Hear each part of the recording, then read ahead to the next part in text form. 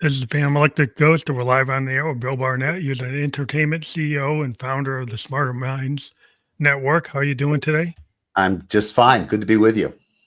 So, one of the things we like to ask any guest before we get into the heart of your story is why do you do what you do, and what motivates you?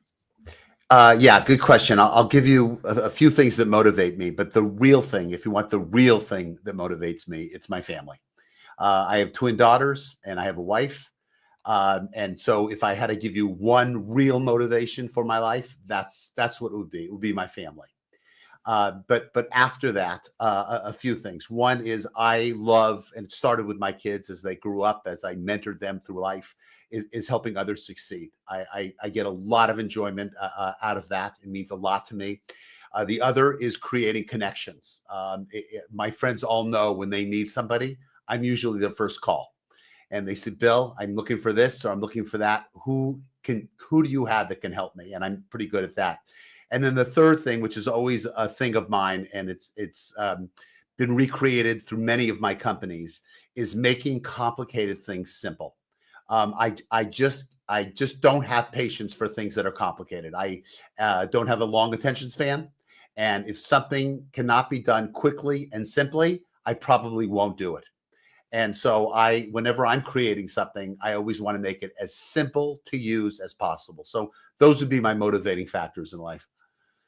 That's interesting. So you've always wanted to help people simplify things or make it like the straight path, the Yes. quickest play instead of going zigzag. And in my world, I'm a creative person, but also I do software engineering. And sometimes people have these really complex algorithms or Needs. things they want to do. Right. And it's like shows who's the genius in the room, but it's actually the best approach, like you're Right. saying. Like just to show us that you're a rocket scientist doesn't mean that it actually is the right solution. Right. Actually, along those lines, one of my most recent companies, a couple of companies ago, was a platform for kids all over the world to be able to submit interviews for colleges that they couldn't afford to fly to. And when we were creating it, my CTO said, "Well, let's do this and let's do this." And I said, "Listen, you're thinking about you making it as great as possible so you can sign your name on it. Don't think about you. Think about the customer. What is the easiest thing for the customer to use? Because the easier it is for him to use or her to use, the more they'll use it." So I'm all about simplicity. Yeah, making like user interfaces so you don't have to have like a degree from Carnegie Mellon to use it. Exactly right. Exactly right. It's not. It's probably like boy, that's the way you think it should be, but the average person's never going to touch that. Right. That's So it. it's like it's make it intuitive, make it simple. That's like when Apple came up with like their user interface. Right. Back in the day, it's like, hey, what's a mouse? It's Right. like a mouse is a quicker way to get to it than all these shortcuts. They had to That's memorize all exactly the right. shortcuts. That's it. You've been in my shoes. Yeah. Yeah, well, I do UI design. I'm a BSA, business Right. system analyst. That's my day job. But it seems like you had a lot of hats. You've been in television, film, radio, digital technologies. I'm really interested in some of the entertainment stuff you were into because I'm a creative person. I'm a part of my world. Mhm. Um, so what did you find in the entertainment industry that maybe you can tell a story that you think would the audience would resonate with? Well, I have a few. I have some interesting, sexy stories. One of the companies that I had a radio production company with a partner, and we produced a lot of radio shows, and we syndicated them nationally. And I get a call one day from a gentleman, and he says, I represent a large record company, and we're very interested in buying a radio syndication company to syndicate some of our record labels and to make more out of some of our artists and record labels. So we negotiated, we finally put a deal together. The person that put that deal together was a guy named by the name of Bob Kardashian. I'm sure you've heard of the Yeah, Kardashians. yeah. Well, Bob, the father who had passed away, was the one that put that together. And we had a lot of interesting stories about that. We did a show with the now infamous O.J. Simpson called Breakfast with O.J. We did a show with Al Michaels called Al Michaels on Sports. We had country shows. We had a lot of different shows. But interesting about that, which relates to my backstory, all about connecting, is that I was a fairly good tennis player. I was a walk-on at USC, and I played some satellite tournaments. I was a pretty good tennis player. And Irving Azoff, who was the head of the music division for MCA Records, who has gone on for many other big things, he's a very famous person in the industry, was a huge tennis player. And we kind of sealed the deal over us playing tennis one day. And he had big tennis events at his house every weekend.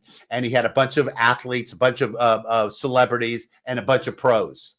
And so I knew a lot of the pros because we grew up playing together. So we had great 4 and 5 hour weekends at his house usually on Sunday morning. So my social life melted with my business life. But that's the Rolodex, approach versus like, the modern LinkedIn approach. Like I've got my latest gig based on just going through my Rolodex and seeing, somebody I worked with. I called like a CEO of a startup and say, hey, do you have, we worked together 3 years ago. Do you have any work? Yeah. And boom, I got that job, and now I was made permanent on that. And, it was more successful than a lot of these algorithms. I got to tell you, there's a huge difference between a contact and a connection. Yeah. And I teach all of the people that I mentor and that I that sign up for my consultancy that it's all about the connection. There's I have 5,000 or 6,000 contacts on my LinkedIn. I probably have connections with 200 of them. Yeah. That's what it's about. It's about connection. Yeah. If there's somebody that can remember that and you have a conversation you keep in touch with, that like if you say something, they'll actually listen. And if they say something to you, you listen. Right. It's like then you actually, it's not just just something like hi, bye, how's the weather? They actually will listen to what you have to say. And one other little hint that I always give my people that sign up for my courses is that the key to that is showing the interest in the other person. Not always talking about what you're doing, about your accolades or anything. It's finding out and really truly being interested in the other person. Mm-hmm. And people like to talk about themselves, and I always put myself in that position. Tell me what's going on in your life. Tell me about your work. Tell me about your kids. Tell me about what's going on in your life.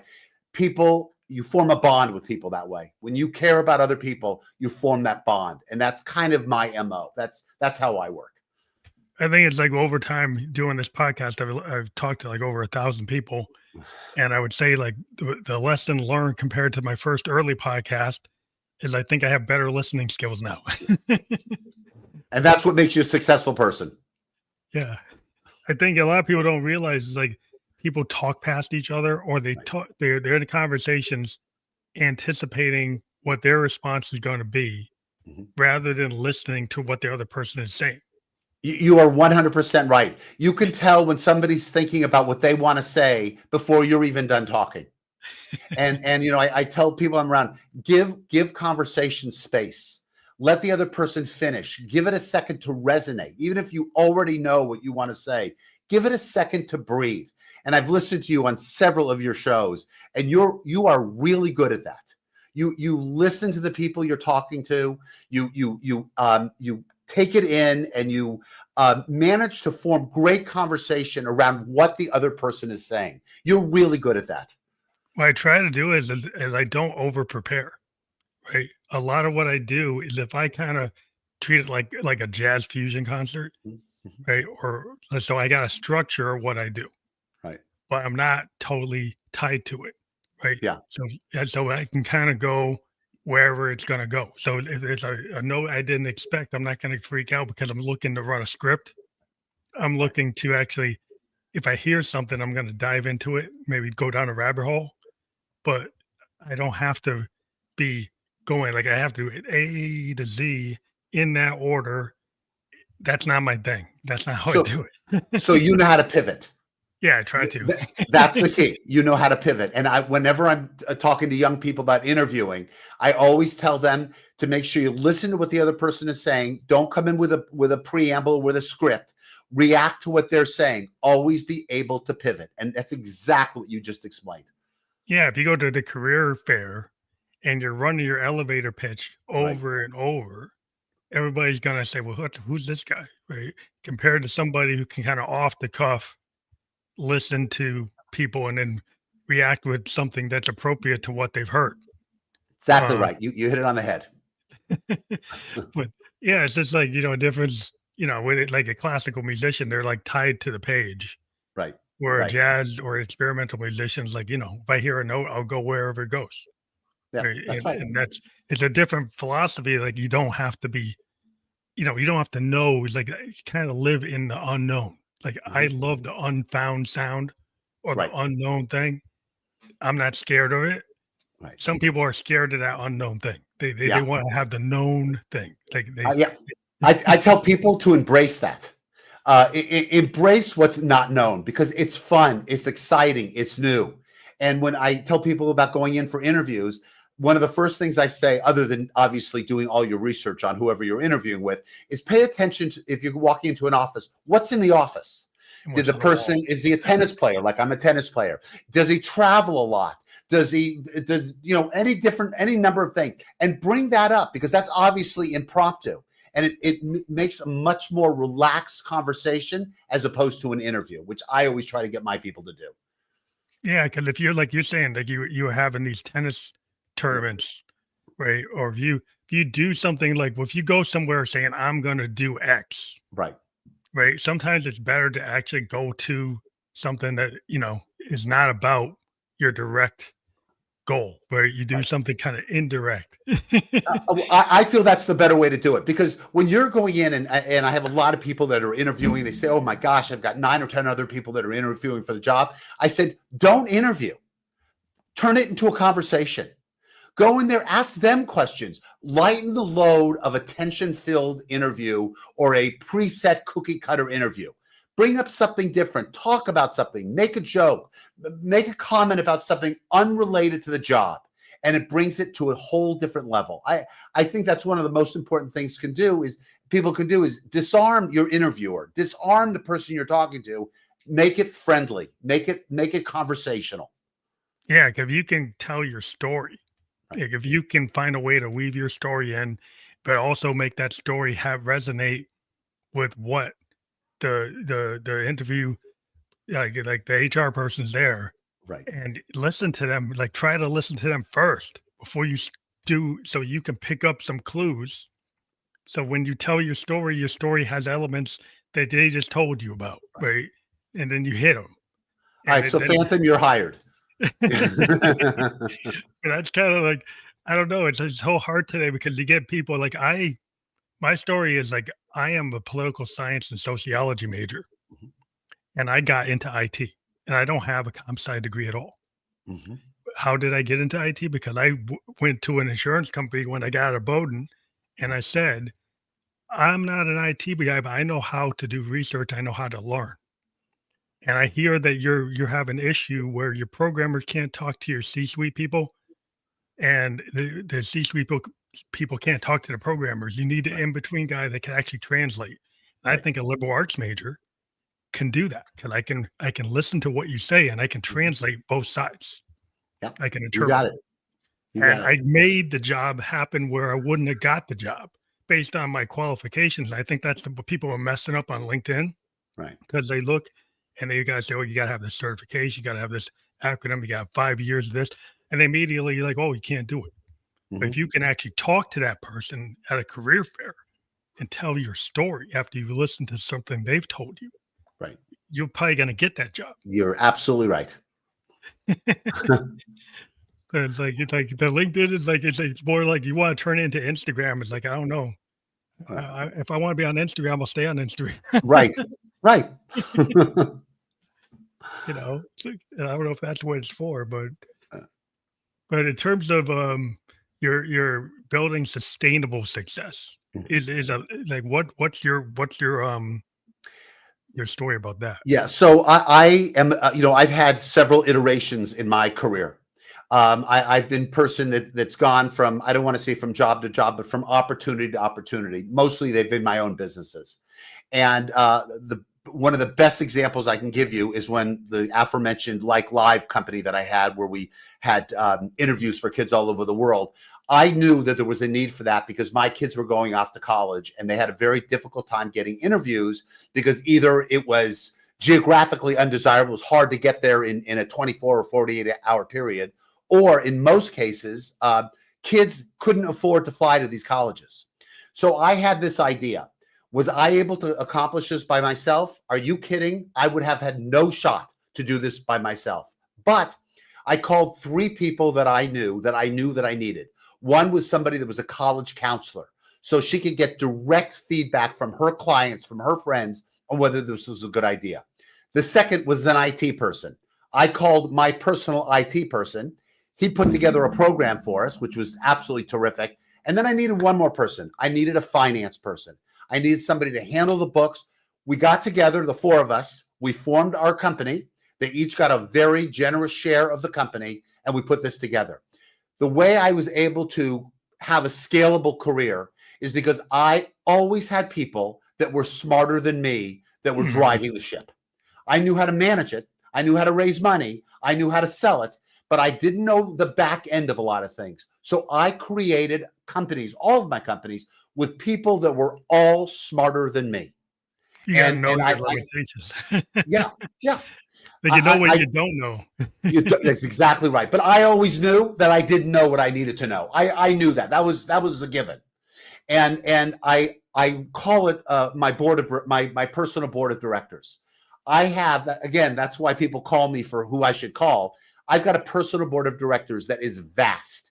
And I can tell you, if you needed somebody, I could probably find somebody for you within 24 hours, because that's what I've spent my life doing, is putting together people in all areas of my life that were more experienced than me, more involved in certain areas than I was, that all had better knowledge in the areas that I knew eventually I wanted to get into. It's like a good manager, a good entrepreneur knows like what they don't know. Why you have Steve Jobs and Steve Wozniak. Right. Wozniak, he was in the garage building the stuff. Yep. Because he's the guy who's going to do that, I have that in my book, and I talk about all these famous people, but the people that were behind them that really made it successful. Yeah. There's even more. Yeah, there's more than what that's the people But right. Yeah, it's like building the band together. Like if you think about Zeppelin. Right. And Jimmy Page, he was a studio wizard, and he went and built that band by grabbing people that he knew that if we put them in the same room, right, they were going to make the kind of magic that Zeppelin did, because he just went and architected that whole thing. Right. And that's what you got to do if you want to build a lot of famous artists. A lot of famous artists have made it because of the other person that is not as well known as they are. Yep. So yeah, you just bring it. You got to pull the right people into the room. Right. Whether it's the recording engineer or the producer or the sound engineer, the right folks on the team that can turn it into that magic. And sometimes it's people that people don't know. Yeah. So just to follow up on your question, a few other things that I think are very important to have a scalable career is I encourage people strongly to focus on their strengths, not necessarily their passions. I've had a lot of my friends that have had long careers. Some of them started with their passions. They wanted to write, they wanted to be in music, and they kind of went in and out of careers, up and down. But the people that I know that focus on what they were really good at, those are the people that have long, strong careers.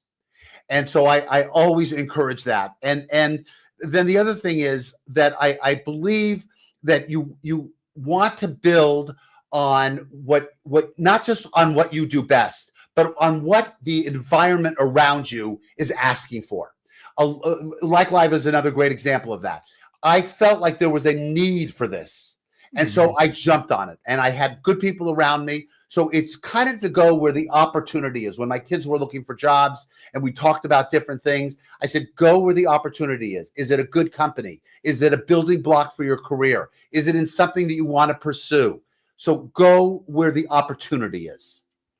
Yeah, you have to go, you have to read the tea leaves. Yep. And kind of understand, like the market, but you also got to understand, what do you want? Yeah. because you don't want to be phoning it in. Like you not that you don't, they follow your passion, but you like what you're good at is Mhm. probably something you're happy to get up in the morning and do. Most likely, yes. If you're not a good at something, you're not going to want to do it. You're not gonna But be people that are excited. good at something, they want to get up. They want to Yeah. get to work. They want to start conquering whatever that next hill is or mountain is. Well, they're not watching a clock saying it's 5 o'clock and I can Right. drop. They're the That's right. person that's gonna stay and get it done, in the startup, the person that's gonna be there, right? That's Right. on the floor doing it, Yep.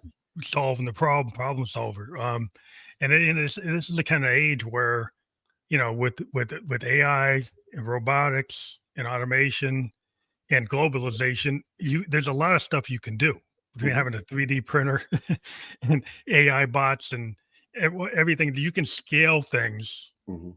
that is like before you would need like 100 people to do something, Right. and now you can do something with like three, four, 5 people. That's right. Oh, Um, the world is changing, that's for sure. And people have to find their niche. They have to find out where they fit in to this new formula of the world. You're absolutely right about that. yeah, but a lot of people are so scared of the Mhm. tech. And my way, like I said, the one thing that I learned is in tech, you have to be willing to kind of reinvent yourself all the time. I Right. started on mainframes. Now we're in blockchain AI age. Mhm. I That's right. couldn't stay on COBOL. I couldn't stay on mainframe. Not that I don't have that in my wheelhouse, and I Mhm. do work on things where I need to, but you have to be willing to go into places where you dip your toe in and you're not going to drown, Right. but you do have to evolve. That's right. That's right. You always have to be evolving. That goes back to your earlier question about a sustainable career. That you always have to be evolving, and the only way really to evolve is by having the right people around you. I cannot tell you on my Smarter Minds right now. I have a lot of social media. Do you think I do that? Absolutely not. I have somebody that works for me. She's in her early 30s. She's absolutely terrific. I've got two daughters who also work at big companies. When I need something, I'm not being proud and saying, "Oh, I can do this and I can do that." Are you kidding me? I wash my hands of it and say, "What's the best way to do it?" And they Yep. give me the answer literally in 5 minutes. I think it's being honest with yourself Right. about your limitation makes it so you're not going to have that blind spot Right. where, like, I think if you think you know everything Yeah. or you think you can handle things that you really can't, Right. then when you hit the wall, it's like it's a big shock Well, because let me tell you you're not something. being honest. Facing your liabilities or owning up to your liabilities is liberating. It Yeah. it opened up a world when I that hit me in my my mid to late 30s. After I had sold my first company to Bob Kardashian, Irving Azoff, and I was on top of the world. I sold it when I was 28. I was there till I was about 33 or 34. I was literally on top of the world. A young guy. I had a nice house. I had a nice car. And then when they decided to disband the unit for one reason or another, unrelated to us, I was like, well now what do I do? And I was shot back down, and I had to build myself back up again. So once you realize that you're not the top dog, that you're not the smartest, that you're not the best, and to embrace other people, that it's liberating. It's like a big cloud lifts over you, and that was one of the big changes in my life. But I think it's important to kind of realize that things go up and down. Like Right. some people want to be on this, like always climbing, but Mhm. the essence of creativity is like you learn from mistakes. Right. And if you expect that you're never going to make a mistake, it's like you're not really Right. living in reality. Let me tell you something. You can ask any successful person you know, and I know you've had a lot on your show, any of them. If any of them said that they have not had some falls along the way, some bad breaks along, they're lying. Yeah, not telling the They're, right. they're Well, they not want, telling you the truth. yeah, they want to pretty it up a little bit and put the Right. lipstick on. But Right. yeah, it's just the problem is it's just ego, like Mhm. ego in your outward image, and people have these faces or these masks they put on, but it's about safety. I Right. think there's a lot of people that they to be safe, they'll tell a story that's not exactly true, Right. 'cause it makes them feel like they've got this wall around them. Mhm. But at the end of the day, like if you got a lot of those walls, eventually they're gonna come back on you. They're gonna keep things from happening. You know what's interesting about that? Some of the most successful people that I know and friends of mine, when we get together, we don't, you know, we'll talk about business. We'll talk about some good things that are happening. But when they're talking, when we're getting into a real honest talk, you know what we talk about? We talk about our failures. We talk about what went wrong. And it's very disarming when you're talking to somebody that you know is successful and they're telling you about some of the failures they've had.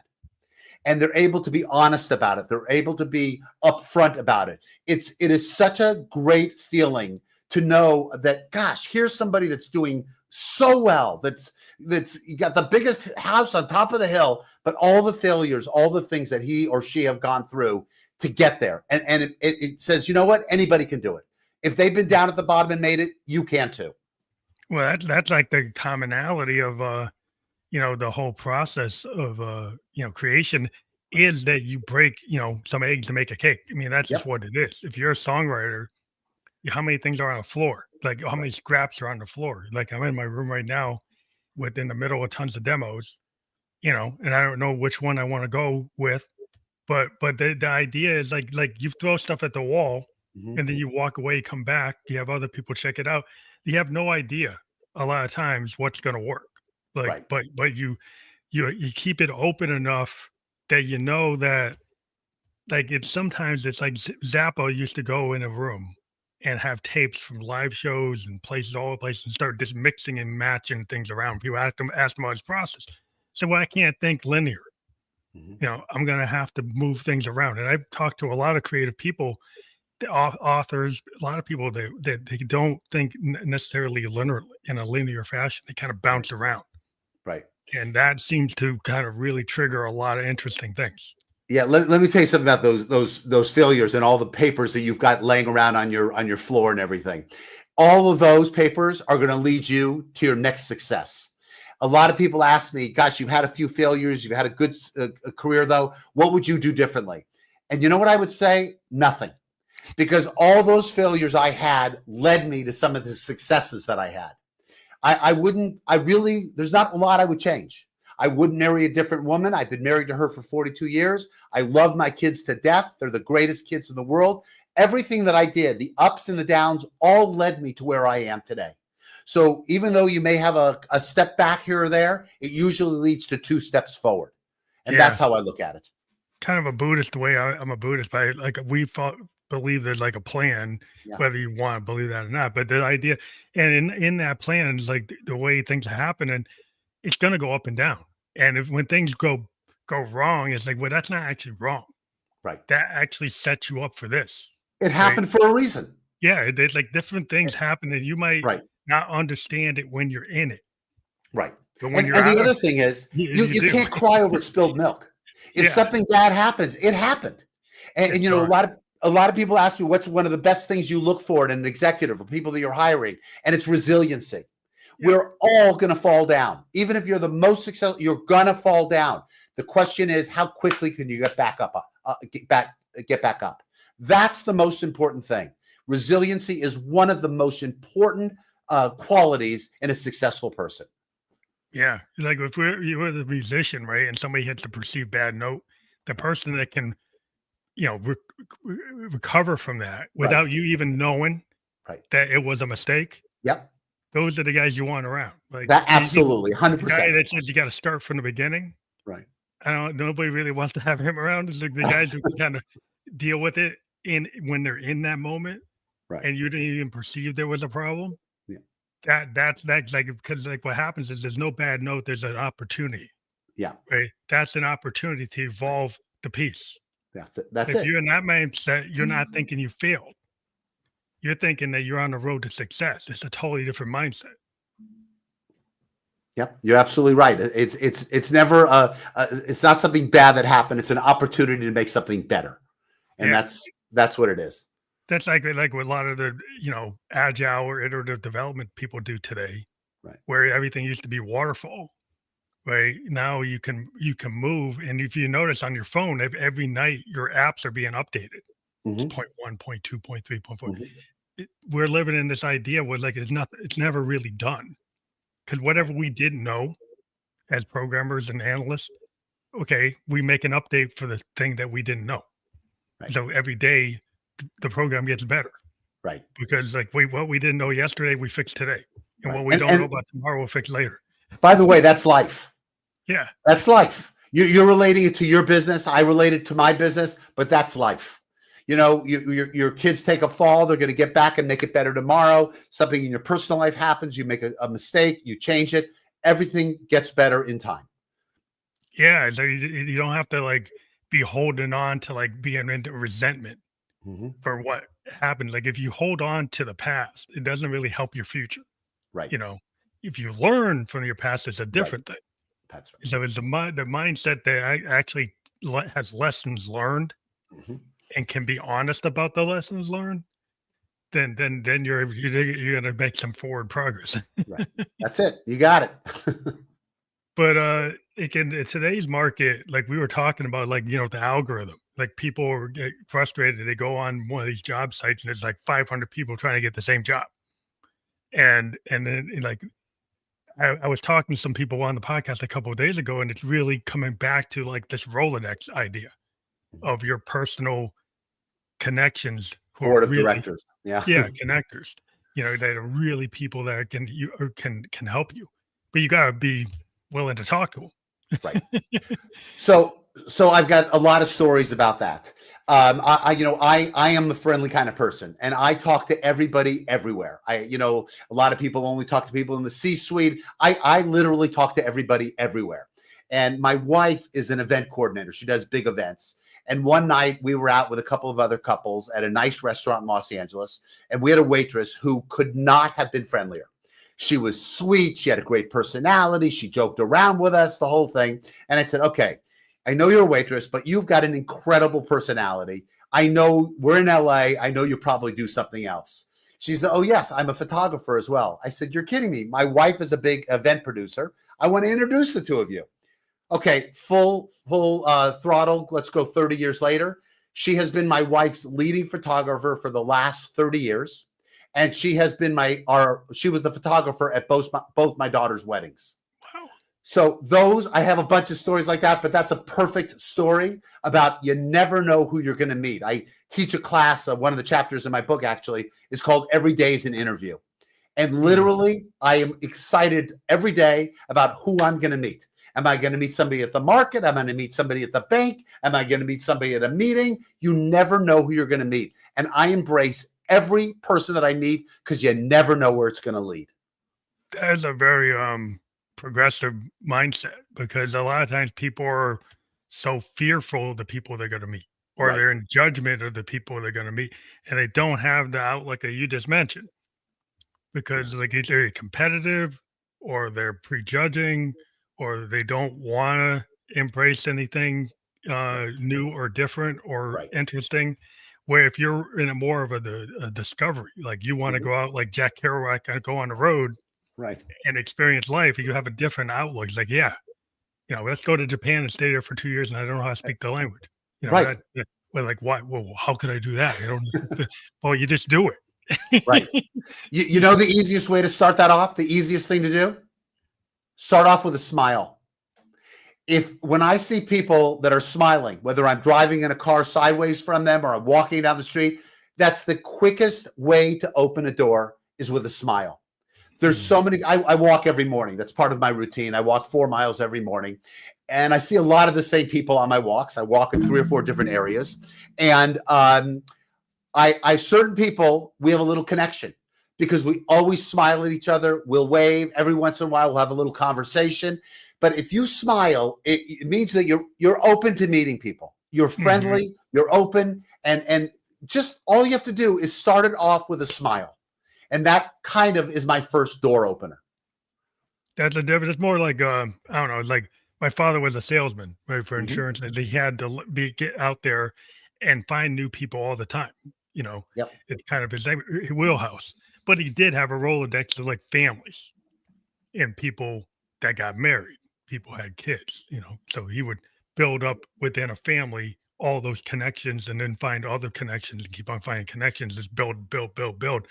And because he was a salesman, you know, I kind of didn't want to deal with that. I say, why does he deal with all these strangers all the time? And then now as I got older, it's like, you know, my dad had a talent for communication, and being a people person. because Right. he could just like everybody in town knew who he was. Yeah. Which You know, I think is the greatest asset somebody can have. His ability to connect with people. Because at the end of the day, it's not how much money you've made, it's how you have connected with people.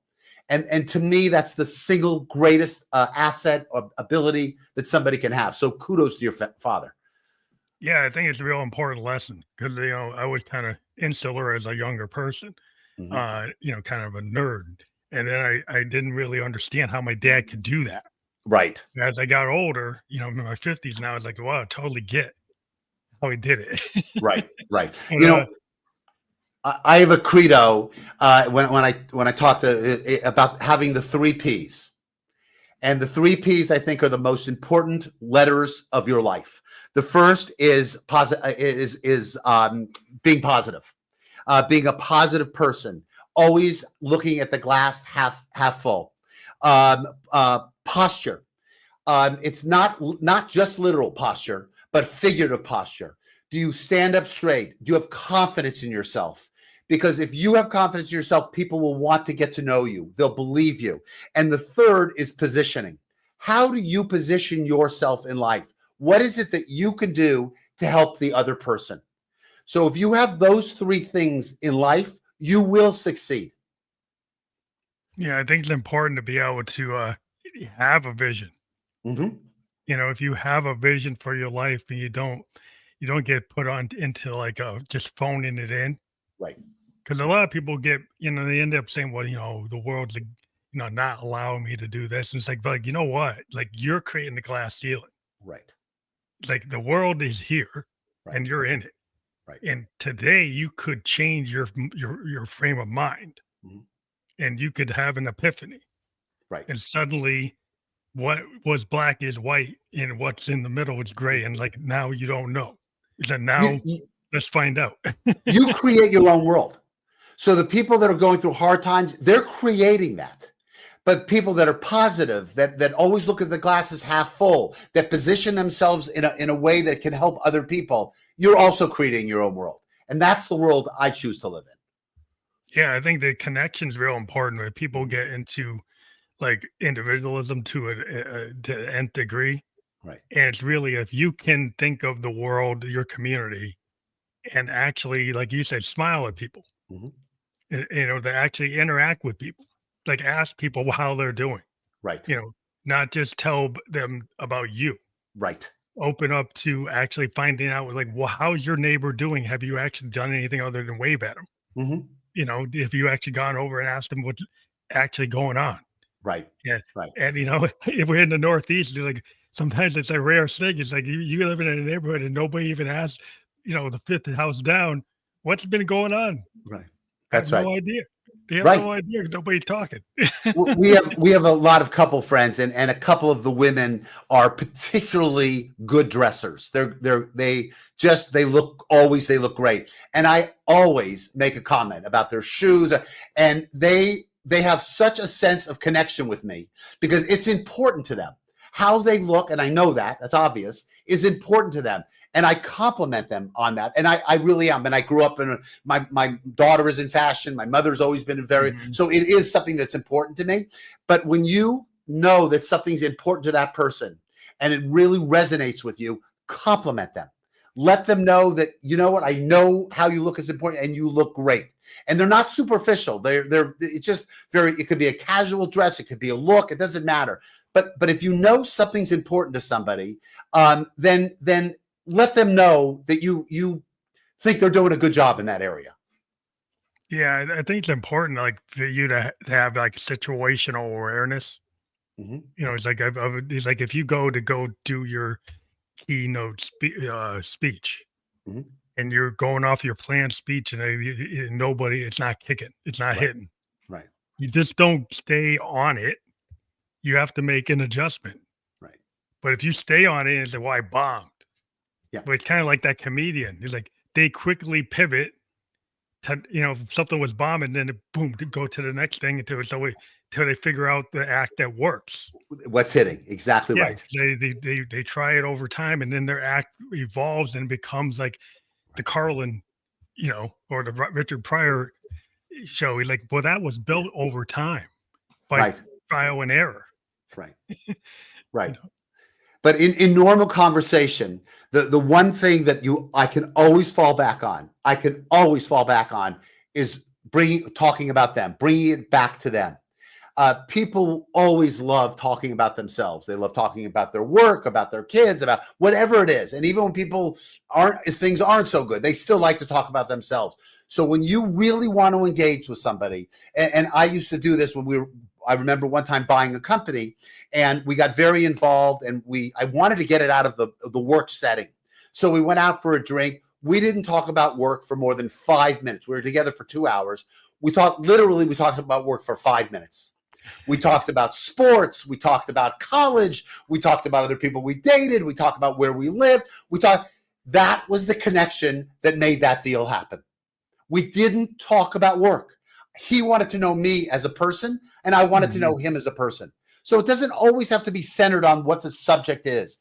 Get to know that person as a person. It opens up the world. Yeah, I like to ask people like, what's their favorite, author? What's their favorite band? What's their favorite music? Or where do you like to travel to? Yeah. Where do you like to go? What do you like to do? What's your hobby? And once you get into that, then you really start to, see the interconnections. I'm a mountain biker. You've torn down the walls. Yeah, and then you find out somebody's into mountain biking, and then you can dive into that for hours.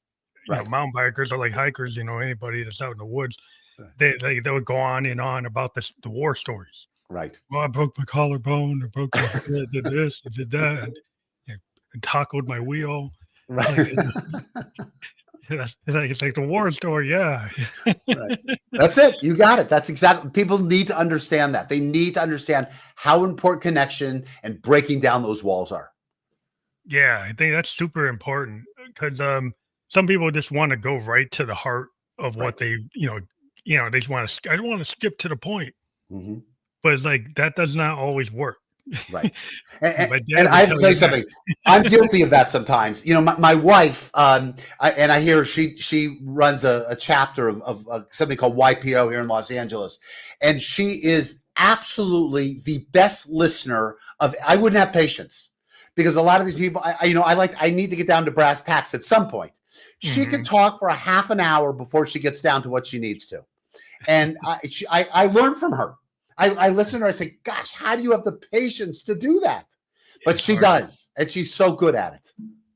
That's a hard thing. Because like a lot of times it's like burning. Right. And you're like you want to get it out. You want to kind of blurt it out. It's like, but it's not going to work. It's like, because it's like probably not at the right point in the conversation. That's right. When you blurt it out and then it's going to like be uncomfortable and it's not going to fit. And it's like, well, you kind of missed the moment. Right. That's right. But scaling business, like with the getting, the people to like ramp up today in the market, it would seem like because of all the tech, it's easy to do that. But is it also part of people's like mindset in terms like if they don't have a mindset that they can scale, even though they're tools, they might be restricting themselves, right? Absolutely. People, pivoting is part of life. And people have to realize that. I know years ago, I worked at a radio rep firm, and it was very much the same thing. And then when satellite radio came in and digital came in and all these different things came in, some of them just refused to pivot.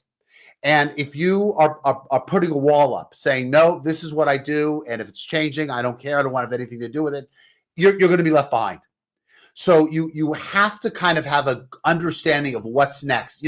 One of my good qualities, I have a lot of bad qualities, but one of my good is my curiosity. And I'm always interested in what is next, what's coming next. How is my business going to be affected by this 6 months from now, a year from now, 5 years from now? And I want to learn, and I want to bring in people that can help me direct, okay, Bill, this is where this business is going. This is where you're going. And so if you're not willing to learn and you're not willing to pivot, you will be left behind. Yeah, it's like the AI revolution, in IT. And a lot of times, like, we still have to look at it as a business analyst. We always look at business cases, use cases. And some people just want to say, oh, it's AI is this new sexy thing. And they want to throw it into everything. Right. But there's certain cases where it doesn't really work, Right. and there's certain cases where it does work.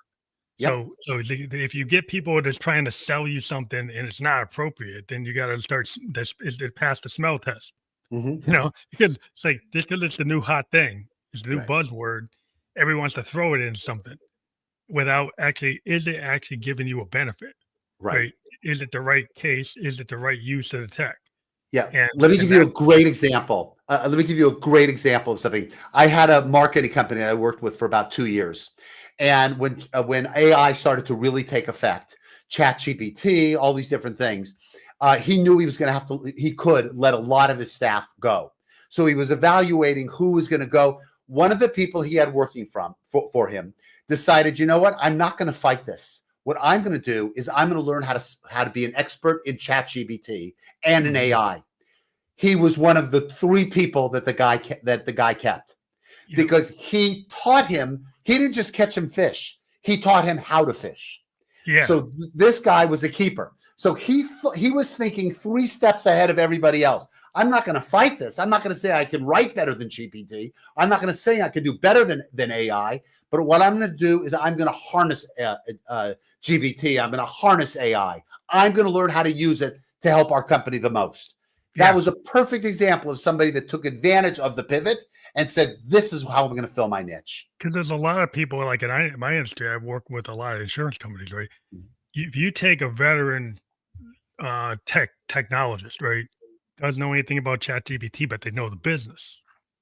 If you teach them about prompt engineering, Mhm. if you teach them about how you can automate workflows and how you can integrate multiple tools Right. using AI engines, that you could go and create all kinds of workflow automation opportunities. Right. It's not just the prompt engineering, there's the automation opportunities you can do. They're, Mhm. they're really smart. Then that person is valuable because they actually know the business. Right. And so then instead of this saying we're going to throw these business people away, if they actually go and learn, they become like the person you said, they become invaluable because if they Mhm. actually know the business and then they learn that Right. AI on top of it, Right. then you're unstoppable. That's where people have to stop fearing the new tech, whatever the new Yeah. tech is in the next year, 2 years, 5 years, 10 years. Right. You got to learn to embrace it and say, I can take that, all my breadth of knowledge, Mhm. and actually use it Right. and add to it. And the That's thing you like about that person is that, not only did they take that next step and thought ahead, but they're the kind of person that knows how to pivot. They're the kind of person that looks 6 months, 2 years, 5 years down the line. Those are the people I want working for me. yeah. I mean that's where people will find the new thing. Right. The people who were working on a horse and buggy and realized Right. they could transfer to working on automobiles, and they Right. took the effort to take. Well, I know how to put these wheels on these carriages. Right. I'll learn how to put the wheels on the cars. Right. I'll learn how to fix the radiator. I learn how to do it. So it's like they what didn't have that skill set, but they ramped up to it. So Hmm. we've had technological revolutions where people ramped up to the new tech, Right. and there actually were more jobs Hmm. because there's a lot of things that people don't get into under the covers. There's a lot of stuff you can get into Right. if you embrace it instead of fearing it. If Yeah. fear, is all about safety. I think everybody wants to just be safe, Hmm. and so they hold on to things they think make them safe. It's like the wolves at the door, which I Right. always talk about. I remember when we were developing our software for Like Live, my one of the guys that worked for us always, whenever he presented a solution to something, he always said, "Okay, this is going to work tomorrow, but here's an idea that will work for the next 5 years. It costs a little bit more. It will take a little longer to develop, but this is more." And I loved when he had those solutions. I Mhm. said, if it's an extra 50,000 or 25, whatever it is, I don't care. If you think that this is going to be what's next, where people are going, what's going to be scalable for the next 5 years, let's go for it. And I love that he was always thinking ahead. I don't want to just invent or fix what's going to be fixed tomorrow. I want to know what's going to be working for the next several years. And I love people like that. Yeah, Here's what will people who work over work the long on term. like structural changes. That's not band-aids. Right. Because like sometimes the structure needs to shift. And we Hmm. call it like a structural change versus just a value change in a table. Right. Structural change is totally changing the table. Right. Adding Right. columns to the table, or it's a whole new table hmm where And like just a band-aid is just changing a value in the cell on the table. right. That's Right. exactly right. And my question to him was always, it was always the same. He laughed at it after a while. Is it easier? Is it going to be easier for the customer? Is it going to be easy for the customer to use? And we always joked because I ended every conversation that way. It was the most important thing to me that it was going to be easy for the customer Mhm. to use. Because the easier it was, the more adaptability we had, the more people we had that used our product.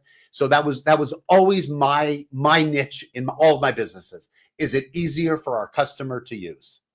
Yeah, it's like the user experience is so important. We have a lot of people that analyze that now. Right. And it used to be like with techies would build stuff and then they would say, well, that's the way it's supposed to work because it's Right. coming from the programmer's perspective. And, he's an engineer, but he's not very good at being a CRM, Right. right? So the CRM people get this thing. It's like, you got to make me go through 10 screens and then do this and do that and just to get to this. That's right. When somebody said, well, why can't you just do it in like 2 steps? hmm Right, and then, "Oh, whoa, didn't think about that." Right, Right. so it's like that's where we are today, is like now we're not having people just build it to be 10 screens because hmm that's what they think it should be. We Right. actually listen to a business person who says, "I need to be able to move faster than that. Right. I need to Yeah. be able to get to this easier than that." And I didn't care when they say we had a lot of our IT guys say, well, this is the way it should be. I said, I don't care that that's the way it should be. I care about that it's taking our customer. He's getting frustrated because it's taking him, as you said, 10 steps to do it instead of 2 steps to do it. Yep. I want this done in 2 steps. Yeah. And they would go back and they would take a little longer, but we'd figure out a way. I want this done in 2 steps. I don't want to lose customers in going from step to step to step. Well, you introduce a lot of volatility. Right. Like what in the old stage of IT from the 70s and 80s, 90s, you've got like errors happening because the things are so laborious. hmm So you got all this bad data because you're making people go through these hoops. Right. And so they get tired, they make mistakes, or it's too laborious and they can't stay focused. So if you make something that's like less error prone, Right. because it's less prone to user error, it's less prone to user getting bored and making easy mistakes because you're making them do too many things. hmm Right? There's more things you do, the more chances you're gonna make a mistake. That there's never been a truer statement. You're absolutely right, and I always tell people the same with when I'm teaching. The more you give people to remember, the less they will. Yeah. And then So they're gonna mess sometimes it up. I'll end my sessions with 3 points, 3 bullet points. Okay, we've talked for an hour, we've talked for 2 hours. These are the 3 things I want you to remember. Whatever else you remember is gravy. These are the 3 things I want you to. So that's what we do, and That's a I good one. make it simple, make it easy, make it memorable. Yeah, the top 3, top 5, top 10. Right. Like you run into a meeting and somebody's got top 30 Yeah. after a meeting that was an hour and it went 3 hours. Right. No one's going to remember the 30 at all. If Nobody. you had just done the top 5, Right. you'd be more productive. Right. And I always kind of learned is like keep it down to the top 5, hmm right? If you maybe you got to go to 10, but try to keep it to 5 and don't do an hour meeting and make it go 2-3 hours. That's right. That's right. Don't do that because then you're wasting people's time because guess what? People are zoning out at, hour and 5 minutes. Once Right. you hit past the hour, like most of the people are not there. Right. Yeah, I have a big speech I'm giving on Friday to a USC graduate school, and they want me to use a whole hour, which I'll use. A lot of it's question and answer, but I'm going to end it with 3 bullet points that I want them to remember. And it's all based on the audience that I'm talking to. I have different bullet points, but it's so important to say when they walk out, because they're not going to remember more than 3 things. And I want these are the 3 things that will encourage them to either reach out to me to talk to me more, or they can implement those easy and Mhm. simply into whatever it is they're doing. I think that's a really good place to like kind of end the conversation for tonight. But I think being concise and getting to the point, Right. because if people come out of something and they don't know what they were supposed to get out of it, then you fail. That's Like right. if you can make like you've got to have a goal. Like when you're doing some kind of connection or speech or communication with people, if their goal and when you ask them later, if they can't tell you the 3 Right. things, then you know you didn't communicate it. That's exactly right. As far as I'm concerned, I failed. If I can't give them 3 bullet points to remember, then I failed. It's on me. Yeah. I think that's a good thing to get out of this conversation today is like really get people to brass tacks is like what's the goal? Right. You know, yeah, I think like you've got given a lot of information, a lot of nuggets, the golden nuggets that I think people can take away from this Good. conversation. I want to thank you for being a guest on the Family Like a Coach podcast. We've been on live on Twitch, Facebook, and YouTube. We got the smartermindsnetwork.com below. That's fully clickable in the podcast description. And if people click on that, what do they find there? They'll find all about my book. They'll find out about my consultancy, and they'll go to all of our social media. They'll really, it's the complete story. Okay, great. Well, thank you for being on the show tonight. I appreciate it. My pleasure. Good being with you. Thank you.